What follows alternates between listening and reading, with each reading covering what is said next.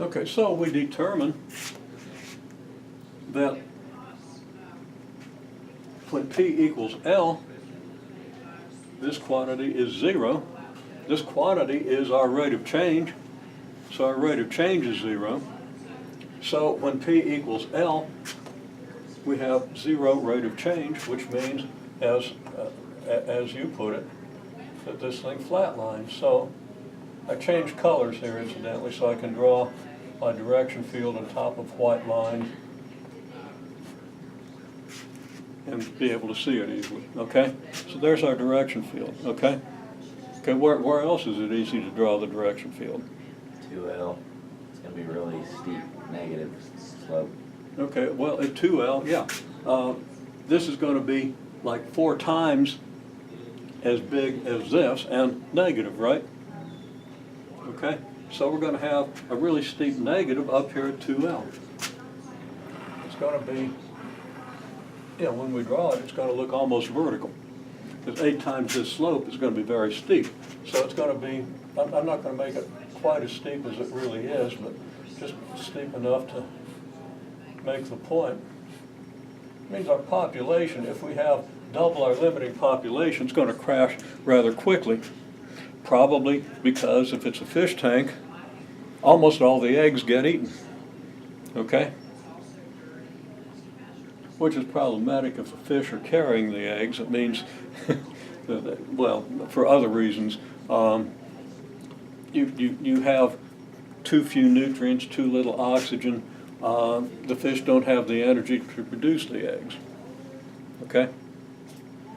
For one reason or another, population decreases really rapidly.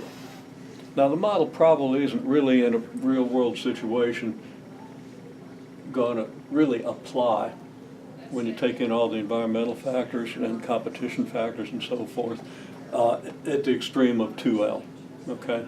You really probably wouldn't have a logistic population model that goes this far, but it's probably going to be more accurate in a more restricted range. But this is what the model would be, okay? So, now, where else is it really easy to draw the direction field? Your slopes are just going to mirror L over 2 and 2L, kind of. They're just going to be less dramatic.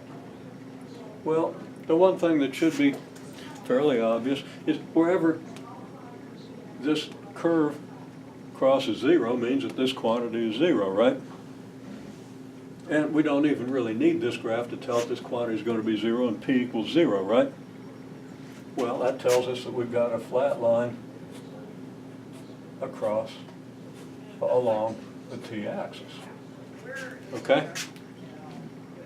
And that's kind of important, right? If our population starts out at 0, well, we don't get any new population, right?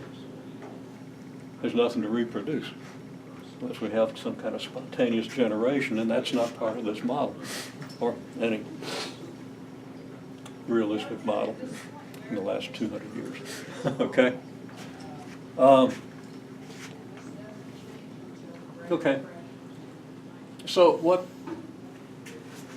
does the thing look like between here and here and between here and here? Based on what this curve tells you, not based on what it looks like it ought to be. Because it's pretty obvious what it, the picture's beginning to emerge, and there's some pretty obvious things that we could do, right? But let's try to do it just a little more carefully. Okay, what's it going to look like? And how does this curve tell us what's going to happen between here and here, between here and here, and then between here and here? Well, it's going to be increasing all the way up until L.